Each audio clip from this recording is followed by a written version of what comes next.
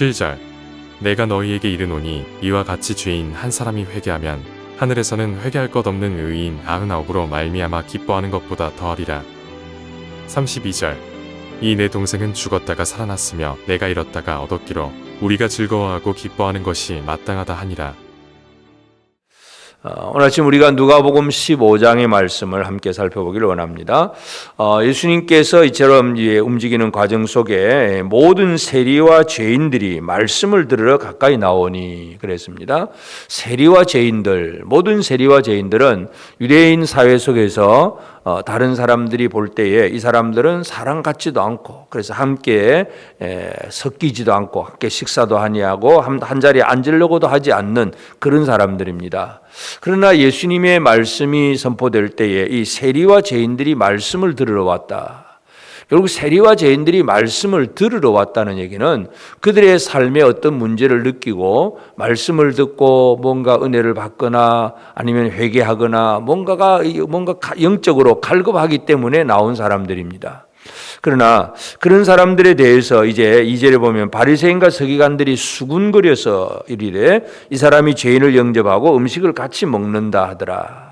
예수님은 세리와 죄인들을 영접을 하고 그들과 함께 음식을 먹으면서 그들에게 말씀을 나누니까 그것을 바리새인과 서기관들이 비난하고 수군거리면서 이렇게 할 수 있느냐 하고 서로 그런 말을 하고 있는 그런 상황입니다. 이때 예수님은 이 바리새인과 서기관들에게 비유의 말씀을 주는데 세 가지 비유, 우리가 잘 아는 이 길 잃어버린 100마리 중에 한 마리 잃어버린 양을 찾는 목자 이야기, 그리고 10드라크마 중에서 하나를 잃어버린 여자 이야기, 또 두 아들 중에서 한 아들 탕자가 돌아오는 그런 이야기, 이 세 가지 이야기를 예수님께서 들려줍니다. 세 가지 비유지만은 하나는 목자고 하나는 여자고 하나는 아버지인데 전부 그 심정, 찾는 심정에 대해서 분명히 강조를 합니다. 그래서 양이 100마리가 있었는데 한 마리를 잃어버렸습니다. 그럼 이 산술적인 계산으로 이 한 마리를 찾아서 가려고 하면 99마리는 그냥 들에 두어야 되는 그런 형편인데도 이 목자는 99마리를 들에 두고 그 잃은 것을 찾아내기까지 찾아다니지 아니하겠느냐.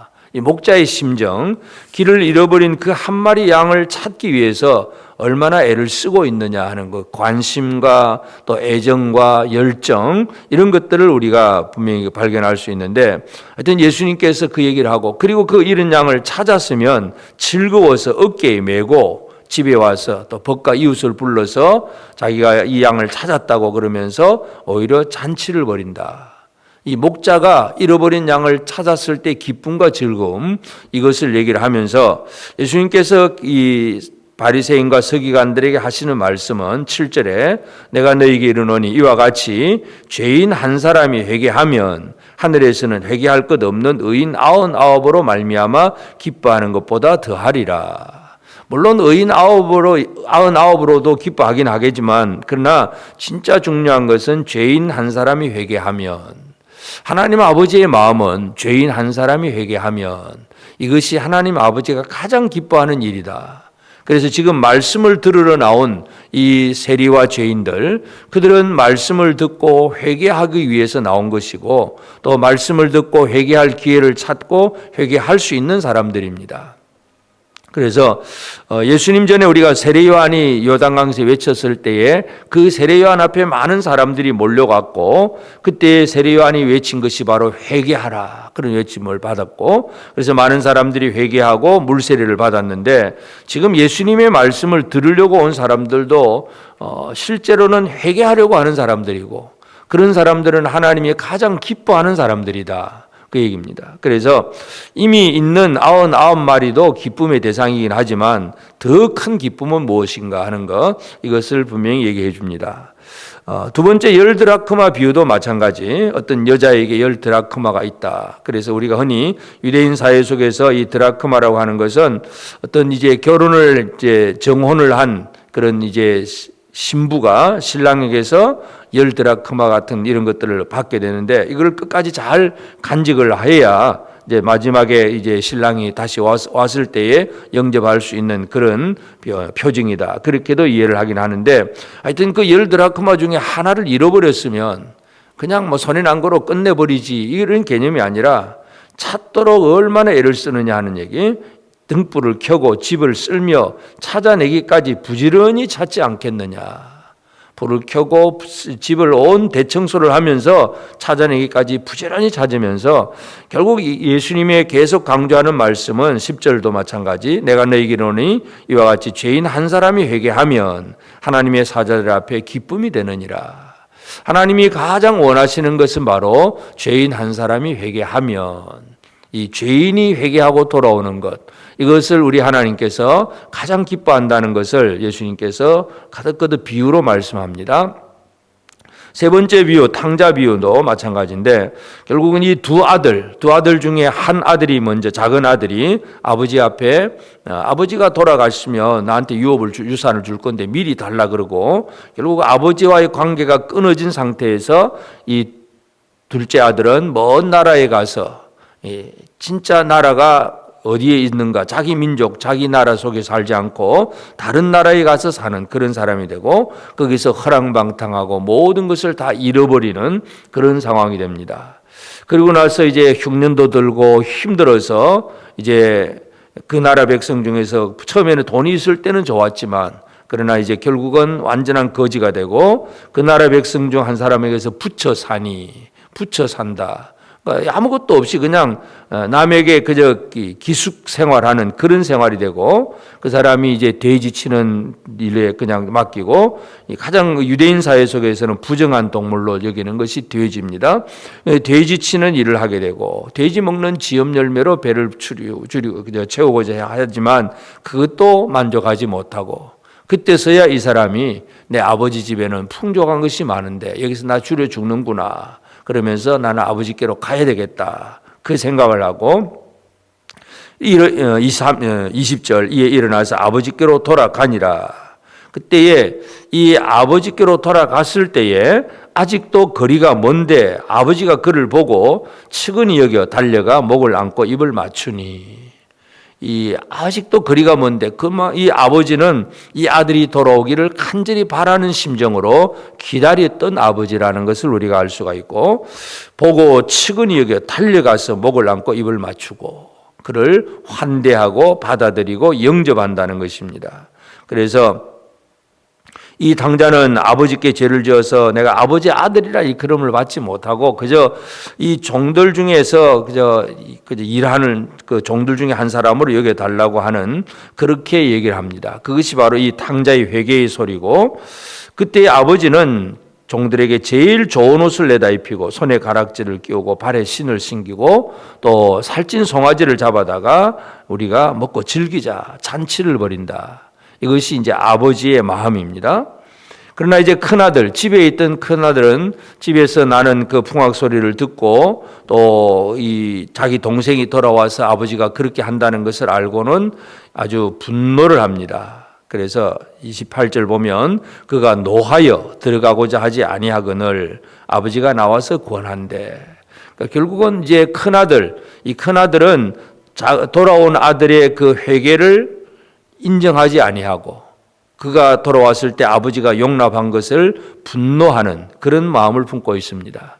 그것이 바로 지금 세리와 죄인들이 주님께로 와서 말씀을 들으려고 할 때에 그 듣는 사람들을 보고 수군거리고 비난하고 그럴 수 있냐고 따지는 이 유대인들, 바리새인 서기관들이 바로 이 형이라는 것, 큰아들이라고 하는 것을 분명히 보여줍니다. 그래서 큰아들은 분명히 얘기를 합니다. 29절에 아버지께 대답하여 이르되 내가 여러 해 아버지를 섬겨 명을 어김이 없거늘 내게는 염소 새끼라도 주어 나와 내 벗으로 슬기게 하신 일이 없더니, 이 큰아들은 아주 어떤 인간적인 면에서 볼 때에 착하고 열심히 일하고 아버지를 잘 섬기는 효도가 있고 뭔가 하는 사람이에요. 그래서 할 만한 뭔가 자기 의를 공로를 내세울 만한 사람이기도 합니다. 여러 해를 섬기고 명을 어김이 없이 아버지 말이라면 순종하고, 그런데도 염소 새끼라도 한 마리 주어서 내 벗으로 즐기게 하신 일이 없다. 그러나 속으로는 이와 같이 아버지께로부터 받은 것에 대한 그것이 없는, 즐거움이 없는 삶을 살았다는 것을 알 수가 있고, 그런데 이 창녀와 함께 살림을 다 말아버린 이 아들이 돌아왔을 때 살찐 송아지를 잡았다고 원망하고 불평하고 있는 것인데, 그러나 분명한 것은 예수님의 이 대답은 31절에 아버지가 이르되 예 너는 항상 나와 함께 있으니 내 것이 다 내 것이로되, 내 것은 다 내 것인데, 아버지의 것은 아들의 것이 상속을 받는 것인데, 그런 얘기를 하면서 이제 이 내 동생은 죽었다가 살아났으며 내가 잃었다가 얻었기로 우리가 즐거워하고 기뻐하는 것이 마땅하다. 그래서 이 아버지의 마음은 결국은 이 잃었다가 얻은 아들, 죽었다가 살아난 아들에 대한 기쁨이라는 것입니다. 그래서 예수님께서 하신 이 세 가지 비유는 동일하게 이 찾는 자, 그래서 목자는 어린 양을 찾고 잃어버린 양을 찾고, 여자는 잃어버린 드라크마를 찾고, 아버지는 잃어버린 아들을 찾는 것. 그래서 예수님이 이 땅에 오신 목적은 바로 찾으러 오신 것이고, 찾으러 와서 말씀을 전할 때에 세리와 죄인들이 함께 와서 말씀을 듣는 것은 지금 그것이 그들을 찾아지는 그 과정인데, 근데 문제는 이 바리새인 서기관들, 자기들은 하나님의 백성이라고 하면서 하나님의 마음을 품지 못하고 있다는 것, 이것을 이 비유로 말씀을 하고 있습니다. 그러므로 오늘 우리가 이 누가복음 15장을 통해서 우리의 삶의 가장 중요한 부분은, 나는 과연 하나님 아버지 마음을 품고 사는가, 내 마음 내 뜻대로 사느냐, 하나님을, 이 온 세상을 다스려 가시는 하나님의 마음을 품고 사는가. 하나님은 이 세상의 죄인을 사랑하셔서 이 죄인들을 구원하기 위해서 아들까지도 보내주시는 분이 바로 하나님 아버지인데, 그 마음으로 내가 살고 있는가? 아니면 내 어떤 이익과 내 명예와 내 어떤 작은 이익을 위해서만 그냥 남을 비난하고 정죄하고, 그래서 다른 사람은 배척을 하고 나만 옳다고 자랑하는 그런 삶을 살고 있는가? 우리 스스로 오늘 이 아침에 이 부분을 한번 살펴볼 필요가 있습니다. 우리는 하나님의 마음, 그것이 또한 예수 그리스도의 마음이기도 합니다. 그래서 이 하나님의 마음을 품고, 아버지 하나님의 마음을 품고, 또 이 잃어버린 자들을 찾아내려고 애를 쓰는 그 예수 그리스도의 그 사역과 일, 이런 것들을 우리가 다시 한번 기억해야 되겠습니다. 그래서 우리가 다른 사람들에게 나에게 있어서 어떤 실망을 주거나 뭔가 잘못되어 있는 사람들, 그들을 구별하고 그들을 비난하고 비판하고 정죄하기보다도 그들을 찾아내는 일, 그들이 돌아올 수 있는 길을 열어주는 일, 이것이 바로 하나님께서 우리에게 원하시는 것이고 예수님께서 가르쳐 주시는 그런 말씀입니다. 그래서 예수님은 지금 예루살렘으로 올라가는 그 과정 속에서 바로 그와 같은 말씀들을 주고 계십니다. 십자가를 향하여 나가는 예수님은 이 유대인들이 하나님 아버지의 마음을 품기를 원하고 있습니다. 오늘 우리가 살아가는 이 하루하루의 삶 속에서도 그저 우리가 학교에서나 직장에서나 가정에서나 매일매일 살지만 그저 내 생각, 내 중심의 생활을 살아갈 때가 너무나 많습니다. 그래서 이 탕자의 형처럼, 큰아들처럼 결국은 이 탕자의 형도 어떻게 보면 하나님 앞에서 이 탕자와 같은 삶을 살고 있습니다. 그래서 그 마음에 하나님의 마음, 아버지의 마음을 품는 것이 중요한 거 기억하시면서 오늘 하루도 우리는 이 세상을 다스리시고 죄인을 구원하시고, 그래서 그 죄인이 돌아오기를 간절히 바라는, 회개를 바라시는 그 하나님의 마음을 품고 우리 자신도 구원을 받았을 뿐만 아니라 내 주변에 주를 알지 못하는 많은 사람들, 불신의 친척들, 이웃들, 식구들을 생각하시면서 그들이 구원받기를 간절히 바라는 마음으로 또 이 찾아내는 일에 열심을 품는 우리 모두가 되어서 하나님께 기쁨을 돌려드리는 그런 하나님의 아들다운 삶을 살아내는 우리 모두가 되어지기를 주의 이름으로 축복합니다. 기도하십시다. 이제 오늘 받은 말씀으로 함께 기도하겠습니다. 죄인이 회개하고 돌아오기를 바라시는 하나님 아버지의 마음을 품고 아직 돌아오지 않은 나의 주변 이웃들을 내 마음에 품고 기도하고 복음을 전할 수 있게 하옵소서. 사탄에게 매여 있는 불신의 영혼들, 특히 북한 공산당 치하에서 자유를 잃고 굶주리며 복음을 듣지 못한 북한의 동족들에게 가장 필요한 선한 목자가 세워지게 하옵소서.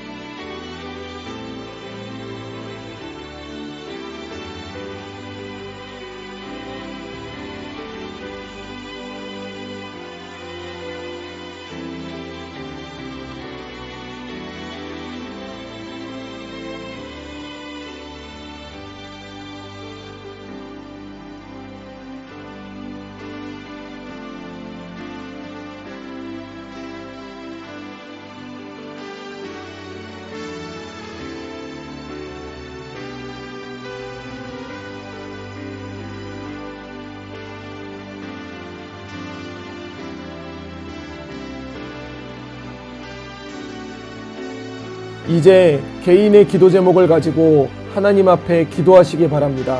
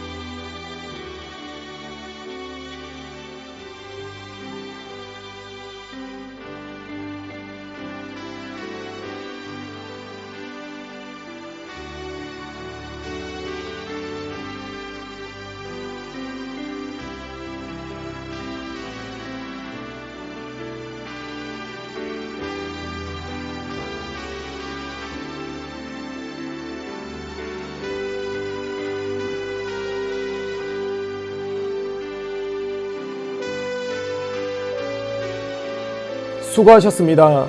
오늘도 하나님의 인도하심 가운데 승리의 하루를 보내시는 우리 재건부평교회 모든 성도님들이 되시기를 주님의 이름으로 축복합니다.